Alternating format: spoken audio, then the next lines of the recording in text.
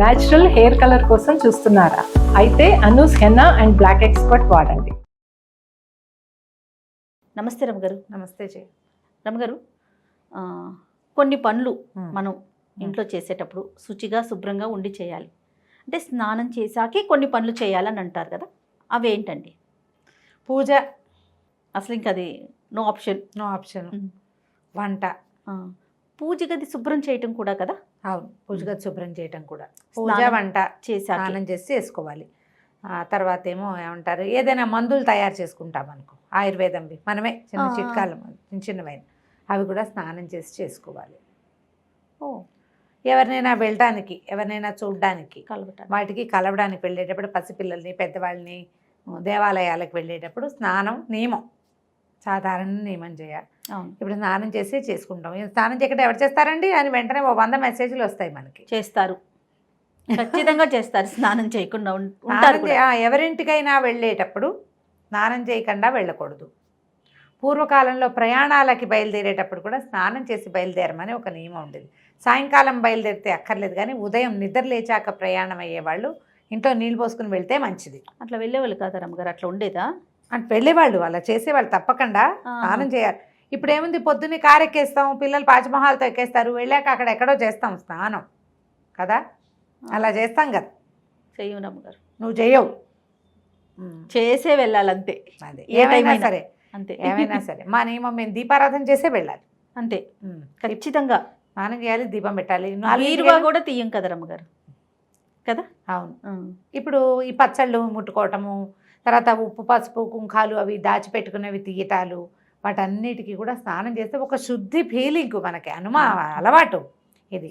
ఇప్పుడు స్నానం చేయకుండా వంట చేసేవాళ్ళు లేరా అంటే బోళ్ళంత మంది కొల్లలు ఉన్నారు. అవును. ఈ పొద్దున్నే ఉద్యోగాలకు పరిగెత్తే వాళ్ళు ఊరికి ముందు స్నానం చేసి మంచి బట్టలు కట్టుకుంటే ఎలాగా, స్నానం చేశాక ఇల్లు ఎలా తుడుచుకుంటాం, స్నానం చేశాక బట్టలు ఎలా ఉతుక్కుంటాం, అవన్నీ పనులు అయ్యాక స్నానం చేస్తాం. వెసులుబాటే చేయాలి. నియమం అయితే మాత్రం చేయాల్సిందే. మీరు ఒక నియమం పెట్టుకుంటే, మనం పెట్టుకుంటే, మామూలుగా మన జీవితంలో ఏదైనా నియమం పెట్టుకుంటే ఆ లైఫ్ స్టైల్ వేరేగా ఉంటుంది. స్నానం మన నియమం. పొద్దున్నే స్నానం చేసే వంటింట్లోకి ప్రవేశించే వాళ్ళు 50% ఉన్నారు ఇప్పటికీ మన దగ్గర. నేను పాలు గీలు పెట్టేసుకుంటాను, స్టవ్ మీద పెట్టేస్తాను. స్టవ్ ముట్టుకోవడానికి స్నానం చేయాలన్న నియమం నాకు లేదు. ఆ స్టవ్ వేరు, ఆ తర్వాత వంట చేసుకునేటప్పుడు మళ్ళీ ఒకసారి స్టవ్ తుడుచుకుని వంట చేసుకుంటాం. మాకు పాలకి వాటికి అంటు ఫీలింగ్ నాకు లేదు. నా ఉద్దేశం అదేలేండి, నా ఉద్దేశం అదే. పాలకి వాటికి ఏం పర్వాలే, పాలు కాఫీలు పొద్దున ఏదైనా ఉప్మా చేసి అవి ఇవి కింద పడి పొంగల్ చేసి కింద పడితే మళ్ళీ దేవుడి కోసం ఏదైనా చేయదలుచుకున్నప్పుడు, మామూలు వంటకు కాదు, దేవుడి కోసం చేసుకోవాలంటే మళ్ళీ ఒకసారి స్టవ్ కడుక్కుని చేస్తారు, చేసుకుంటాం. ఇవన్నీ ఏంటంటే అలవాట్లు, నియమాలు, పద్ధతులు ఇళ్లల్లో ఉన్నవి.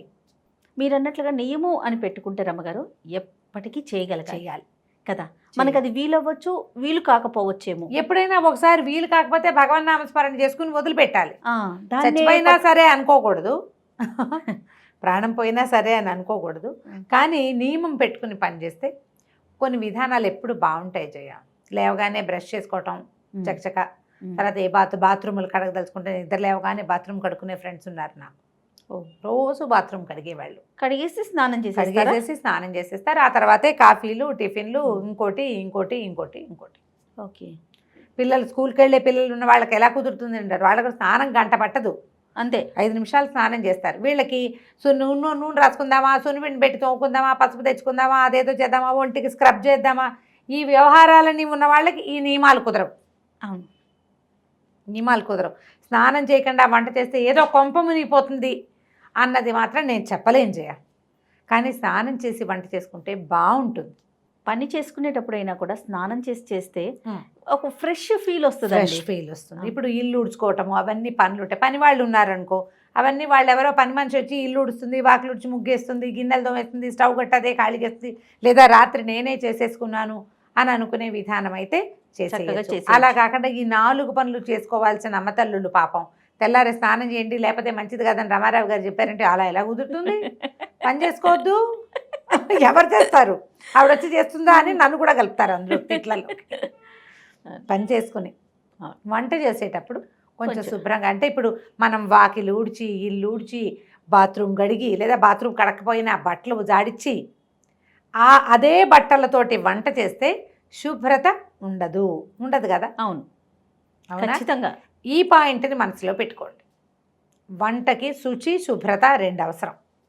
కూరగాయలు కడుక్కోవాలి, శుభ్రంగా కడుక్కోవాలి. చేయాలా? మరి అది వంట దగ్గర నుంచుంటాం.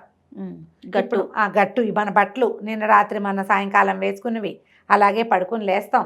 కొంచెం చిన్నపిల్లలు ఉన్న వాళ్ళైతే మధ్యలో పిల్లలు పిసులు పోసే వ్యవహారాలు కూడా ఉంటుంటాయి. బాత్రూంలోకి వెళ్తాం, పిల్లల బాత్రూంలోకి వెళ్తాం, మన కోసం బాత్రూంలోకి వెళ్తాం. కొంచెం చిన్న వయసు వాళ్ళైతే రాత్రి భర్తలతోటి ఉంటారు. ఇది తప్పని వ్యవహారాలు కదా ఇవన్నీ. జీవితంలో రకరకాలు ఉంటాయి, వాటి అన్నీ ఉండాల్సింది. ఈ తెల్లారు లేచాక మీ పై పనులన్నీ చేసుకుని వీటి అన్ని చోట్ల నుంచి మీ మీద పడినటువంటి రకరకాల సూక్ష్మక్రిములతోటి మీరు వంట చేయొచ్చా? ఇది మన క్వశ్చన్. చేస్తే ఆ వంట శుచిగా శుభ్రంగా ఉంటుందా? ఇది మీకే క్వశ్చన్. అంతే. చేయొద్దు అని నేను చెప్పట్లేదమ్మా, ఆలోచించుకుని చేయండి అని మాత్రం చెప్తా. మనం ఏం పని చేసాం దాని ఎఫెక్ట్ మనం వండే వంట మీద ఉంటుంది. కాబట్టి స్నానం చేసి వంట చేసుకుంటే బాగుంటుంది. ఓకే. హెల్త్కి ఇంకొంచెం ప్లస్ పాయింట్, మనం ఒక్క పాయింట్ వేసిన వాళ్ళం అవుతాం. చేతులు శుభ్రంగా ఉంటే మనం ముంజేతుల మీద ఏ మురికి ఉంటే కడుక్కుంటాం కదండి అంటారు. అయినా కొంత క్యారీ చేస్తాం. స్నానం చేసేసరికి ఏమవుతుంది, వేడి నీళ్ళు సన్నీళ్ళు సబ్బో సున్నిపిండో వేసి తోముకుంటాం. మనకు కూడా ఒక ఫ్రెష్ ఫీల్ ఉంటుంది. చేసే వంట శుద్ధంగా ఉంటుంది.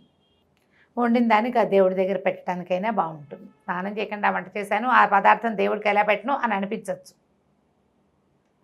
మేమందరం స్నానం చేస్తాము, స్నానం చేసే వంట చేస్తామంటే ఒక 250 అయినా వస్తాయి. మిగిలిన వాళ్ళల్లో కొంతమంది చేస్తే బాగుంటుంది ఇప్పుడు చెప్పింది కదా అని ఇంకో 250 మంది ఫాలో అవుతారు. గాడిద గుడ్డు అని రాసేవాళ్ళు కూడా ఉంటారు.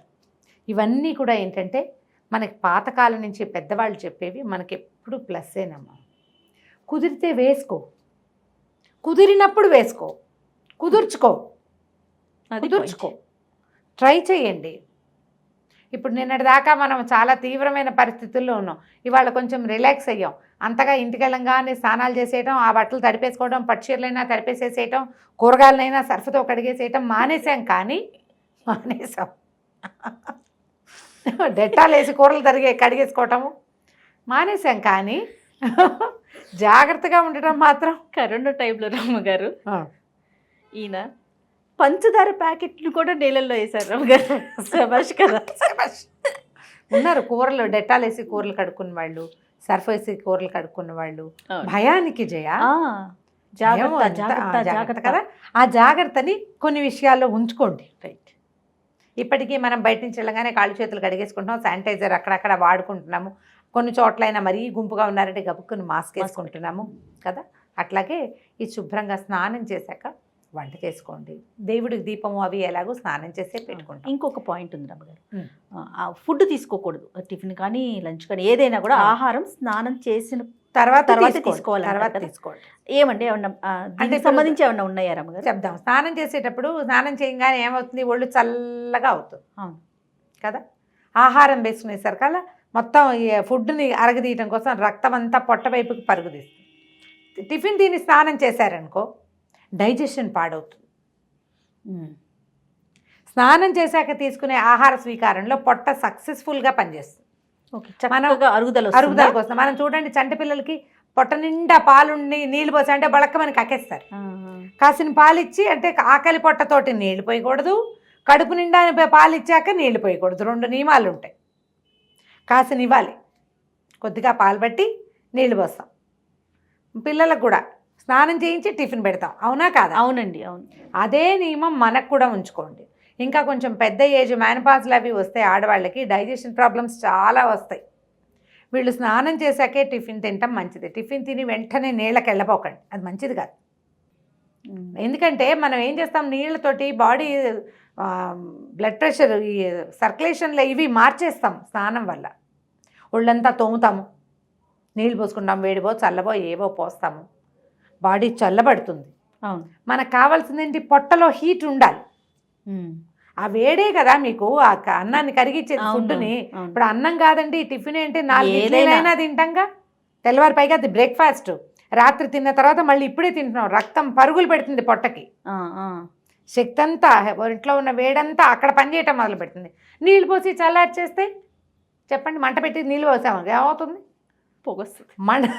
అది మంట పెట్టి దాని మీద నీళ్లు పెట్టాలి, దాంట్లో పెట్టకూడదు. మనం పుట్టినప్పటి నుంచి నేర్చుకుంటూనే ఉన్నాం కదా, కొత్త కూరలు నేర్చుకుంటాం, కొత్తవేవో టిఫిన్లు నేర్చుకుంటాం, హెయిర్ స్టైల్ మారుస్తాం, చీరకట్టు మారుస్తాం, అన్ని ఏమీ మారకుండా అలాగే ఉన్న వాళ్ళు కూడా కొన్ని కొత్త కొత్తవి ఇంప్లిమెంట్ చేస్తారు. నేర్చుకుంటూ ఉంటాం కదా కదా, చచ్చేదాకా నేర్చుకోవాల్సిందే.